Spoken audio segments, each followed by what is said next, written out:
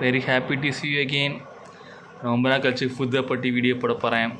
இன்றைக்கி நான் என்ன காமிக்க போகிறேன்னா சப்பாத்தி, அது கூட பிளெயின் ஆம்லேட், அது கூட கேரட் பீன்ஸ் கிரேவி. இந்த டிஷ்ஷுக்கு ஒரு கிறிஸ்பியாக சேர்க்குறதுக்கு சிக்கன் 65யும் வச்சுருக்கேன். ஓகேவா?